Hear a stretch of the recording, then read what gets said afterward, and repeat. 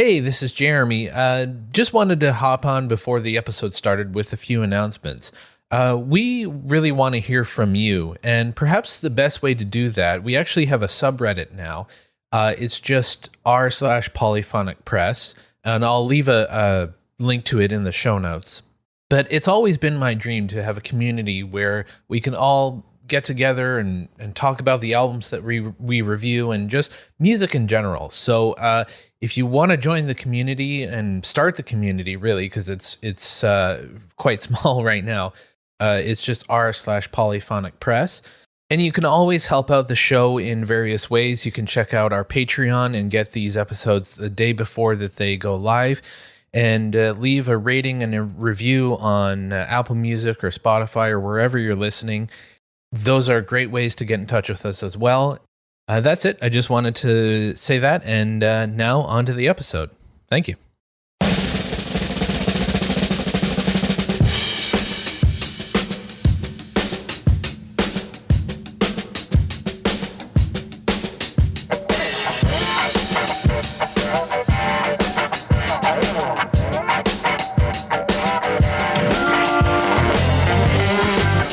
Polyphonic Press, the podcast where two music fans pick a classic album completely at random. Using the patented random album generator, they are given an album to review from a curated list of over 1,000 classic releases, spanning multiple genres.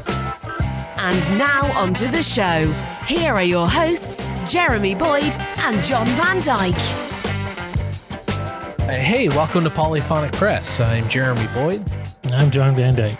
And let's not waste any time. We've got the patented random album generator right in front of us here. So let's hit the button and see what album we're going to be listening to this week. And the album we're going to be listening to is Simon Garfunkel, Bridge Over Troubled Water. Oh, okay. All right. Classic, yeah.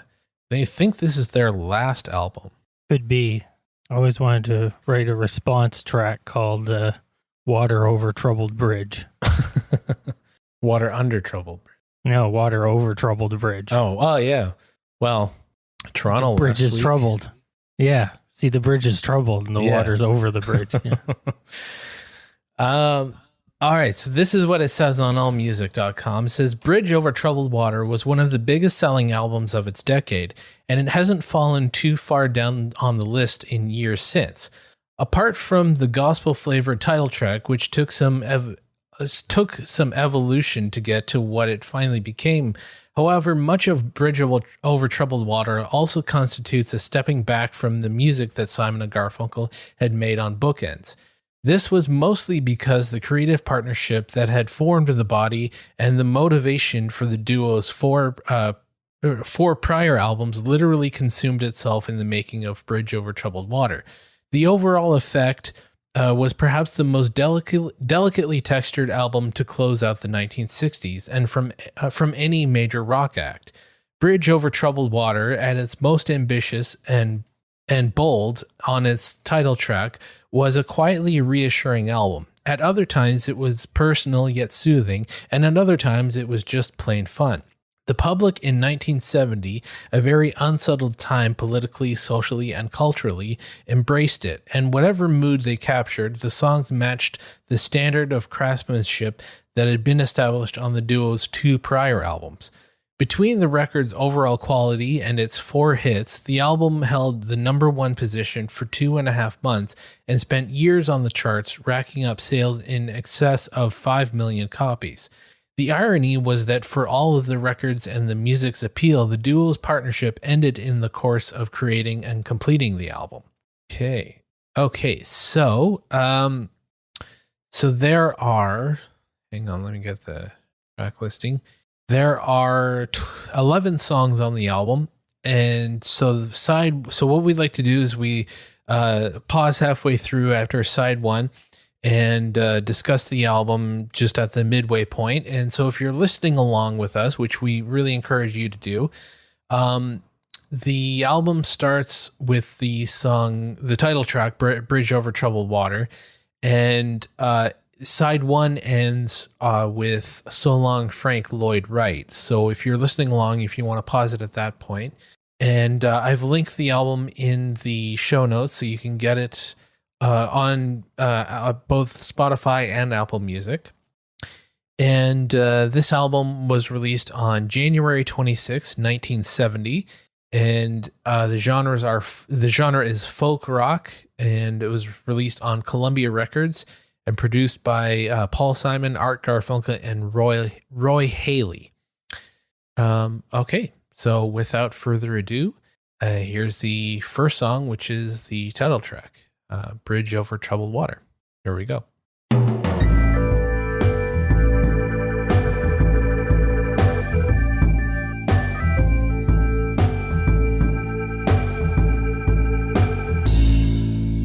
Okay, and ending side one with So Long, Frank Lloyd Wright.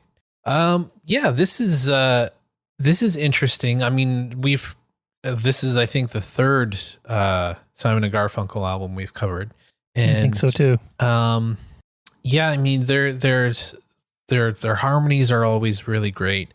I mean, we've said a lot about them already. I mean, but you know, they're always, they never disappoint. Really, they're consistent in their quality. Yes, they're consistent in a fairly high quality. Yeah, they're considered classics, you know, for a reason. Yeah, Bridge Over Troubled Water, Cecilia, I've heard them lots of times. Yeah, Keep the Customer Satisfied, know that song.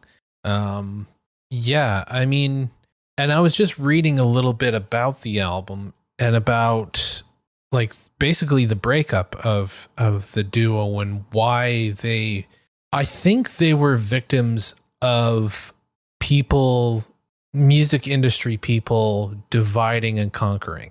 At least that, I don't know much about them. Like, I'm not an expert on them by any means, but from what I see, because this album, like, they had the previous album, Bookends, they had completed, and the plan was Art Garfunkel had wanted to get into acting, and so he was in a movie called Catch-22, which is based on the book, and the filming for that started in January of 1969, and it went for 8 months, which is pretty long for a movie, even then. Usually a movie takes maybe 6 weeks to film. And I think, and Paul Simon, I've seen an interview with Paul Simon on the Howard Stern show talking about, like, because Howard will asks those questions of, like, why did you guys break up? What happened? And he said, well, you know, in my perspective was that Art was focusing on his acting career and he didn't seem that interested in doing music anymore. And I think, and because Paul Simon wrote all the songs, I mean, not to take away from Art Garfunkel, I mean, he's got a great voice and can, you know, he's credited as a producer, so he's a good arranger and everything. But I think people were saying, well, you know, he's off doing this movie. It's like, when you're writing the songs, like, you know, you should just do a solo album and forget him. I think they were victims of people telling them that, oh, you don't need that guy, you know, which happens all the time. Yeah, it kind of does. There was a certain magic between the two of them for sure. But you know, Paul Simon didn't seem like he still had a magic to his stuff afterwards. Like, just think of Graceland, that album. Graceland, and even the stuff like in the 70s, like what is the song, like Me and Julio Down by the Schoolyard? That's a really good song.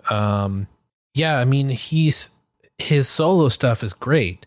But there's just something about their voices blend together so well that it's like, yeah, this is good and this is great, but it's just missing that one piece. And whatever, all happened over 50 years ago, but like, I wonder what would have happened if they had stuck together. But at the same time, it's hard. Like we've said it before a lot. It's hard keeping a band together. It's almost impossible. Sometimes. Yeah, it sometimes feels that way. Yeah. And if two people can't even stick together, so, but I just think it seems like they were sort of, I think they were, at this point, they were drifting apart and weren't really speaking to each other, and which is too bad. But, yeah, like I said, there was a magic in the stuff that they produced together, but, I don't know what Art Garfunkel actually went on to do after doing like acting. I think he sort of just dropped off the map, but well, I was just reading, he did do a few movies and he did release some solo stuff, but wasn't nearly as successful as Paul Simon. I almost dare to say that Art Garfunkel needed Simon a little bit more on the music front anyway, but the things that they did together were really, they were excellent. I don't know how else to say it. Well, it's interesting you say that, because I've just been reading all about their dynamic, and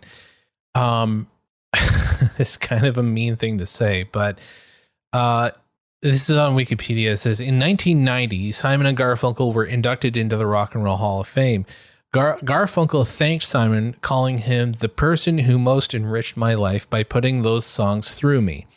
Simon responded, saying, Arthur and I agree about almost nothing, but it's true. I have enriched his life quite a bit. Oh my God. That was a dick move. Yeah. It's funny. Yes, it is funny, but yeah. But it is still amazing that even though they were breaking up, that they were still able to produce this amazing music. And Bridge Over Troubled Water. I mean, that's Art Garfunkel singing lead on that. And I know that Paul Simon sings a lot, the majority of their songs lead, and he sings harmony. He's got a really good lead voice too.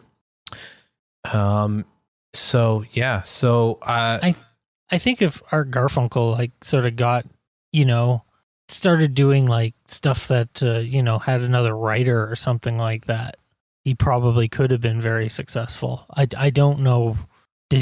Was he writing his own stuff when he kind of? That's a good question. No. He doesn't seem to write any of his stuff. Okay. But he needed a really good writer. Yeah. Well, he needed like a Harry Nilsson or something like that. Yeah. That would have been interesting. Yeah. And it looks like on his solo stuff, he's collaborating with a lot of different writers. So maybe it's not that consistent, Yeah. But yeah, it's possible if he had collaborated with a consistent writer after they split up, he probably would have had a more successful solo career. But it's hard to say that, because was he probably, in comparison to a lot of people, he was successful, but comparison to Paul Simon, not so much. Yeah. So, well, he was successful as a part of the duo, but yeah, I guess his solo stuff was probably, I'd like to hear it, because it might not be nearly as bad. It just flew way under the radar for whatever reason. Yeah, that's what I'm thinking. It might be a little bit unfair to say, oh, it's crap or something. Yeah, that's what I'm thinking. I'm thinking like I haven't heard it either, and I'm not saying it's crap. I'm saying, because I haven't heard it, I can't say. But yeah, I think you're right. I think it just, maybe at the time just people weren't really interested in it. Yeah. Yeah. But yeah, anyway, I guess we'll get back into the album. And the second side starts off with the song The Boxer. So here we go.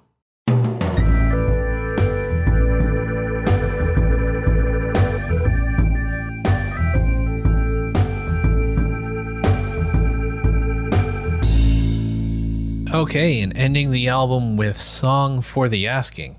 Yeah, this was a pretty interesting album. Yeah, it's very, I wouldn't say eclectic, but it's sort of, it has that sort of mix of like the slower, folky ballad sort of thing mixed with the more experimental sort of weird stuff that they did. Yeah. And a few rock and rolls thrown in for good measure. Yeah, like Baby Driver and Why Don't You Write Me? And Cecilia, Keep the Customer Satisfied. Those were the sort of more uplifting songs on the album, I suppose. Yeah. Yeah. And the other songs are great too. I mean, you know, not to take away from those.